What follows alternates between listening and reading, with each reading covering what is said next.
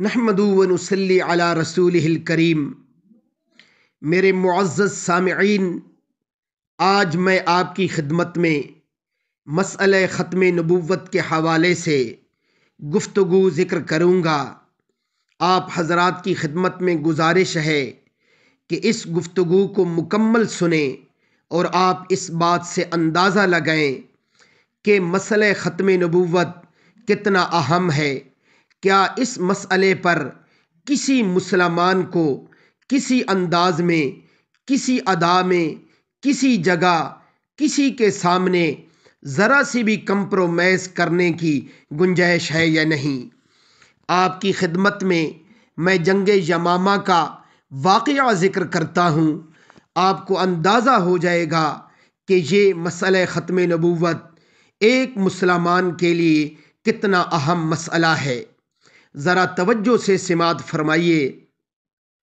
جنگ یمامہ مسیلمہ کذاب کے دعوی نبوت کے نتیجے میں لڑی گئی، جہاں 1200 حضرات صحابہ کرام رضوان اللہ علیہم اجمعین کی شہادت ہوئی اور اس فتنے کو مکمل مٹا ڈالا گیا۔ خلیفہ اول سیدنا ابو بکر صدیق رضی اللہ تعالی عنہ خطبہ دے رہے تھے، لوگو مدینہ میں کوئی مرد نہ رہے، اہل بدر ہوں یا اہل احد، سب یمامہ کا رخ کرو۔ بھیگتی آنکھوں سے وہ دوبارہ بولے، مدینہ میں کوئی نہ رہے حتیٰ کہ جنگل کے درندے آئیں اور ابو بکر رضی اللہ تعالی عنہ کو گھسیٹ کر لے جائیں۔ حضرات صحابہ کرام رضوان اللہ علیہم اجمعین فرماتے ہیں کہ اگر حضرت علی المرتضیٰ رضی اللہ تعالی عنہ سیدنا صدیق اکبر رضی اللہ تعالی عنہ کو نہ روکتے تو وہ خود تلوار اٹھا کر یمامہ کا رخ کرتے۔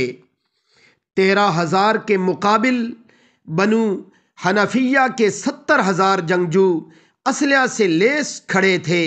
یہ وہی جنگ تھی جس کے متعلق اہل مدینہ کہتے تھے، بخدا ہم نے ایسی جنگ نہ کبھی پہلے لڑی نہ کبھی بعد میں لڑی۔ اس سے پہلے جتنی جنگیں ہوئیں، بدر، احد، خندق، خیبر، موتا وغیرہ، صرف 259 حضرات صحابہ کرام رضوان اللہ علیہم اجمعین شہید ہوئے تھے۔ ختم نبوت صلی اللہ علیہ وسلم کے دفاع میں 1200 حضرات صحابہ کرام رضوان اللہ علیہم اجمعین کٹے جسموں کے ساتھ مقتل میں پڑے تھے۔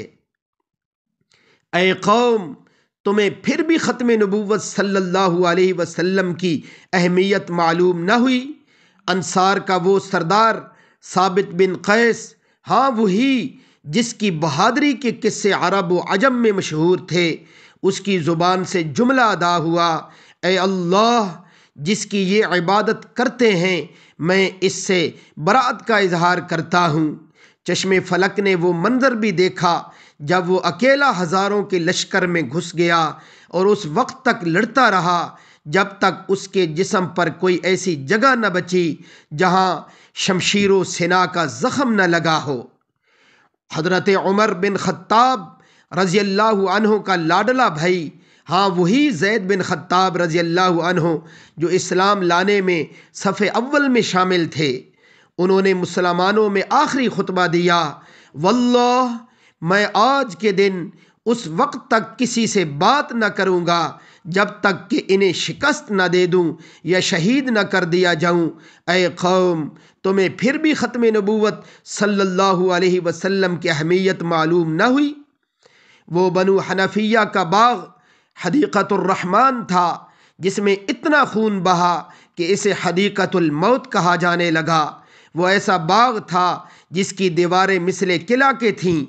کیا عقل یہ سوچ سکتی ہے کہ ہزاروں کا لشکر ہو اور برا بن مالک رضی اللہ تعالیٰ عنہ کہے، لوگو اب ایک ہی راستہ ہے، تم مجھے اٹھا کر اس قلعے میں پھینک دو، میں تمہارے لیے دروازہ کھولوں گا۔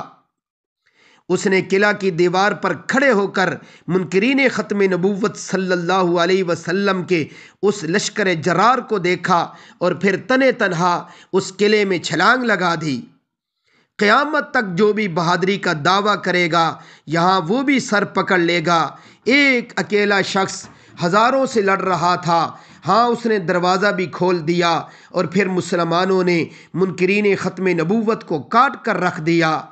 اے قوم، کاش کہ تم جان لیتے کہ تمہارے اسلاف نے اپنی جانیں دے کر رسول اللہ صلی اللہ علیہ وآلہ وسلم کی ختم نبوت کا دفاع کیا ہے۔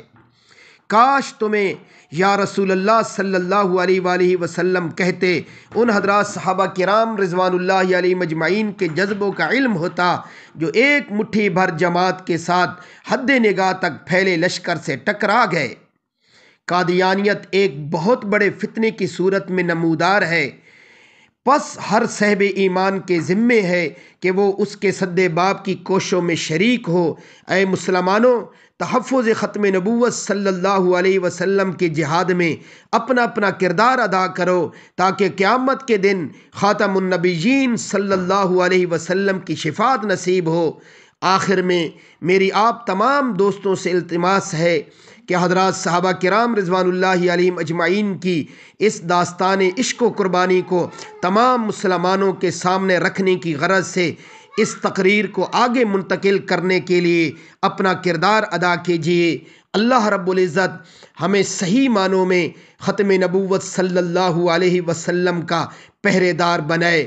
وآخر دعوانا ان الحمد للہ رب العالمین۔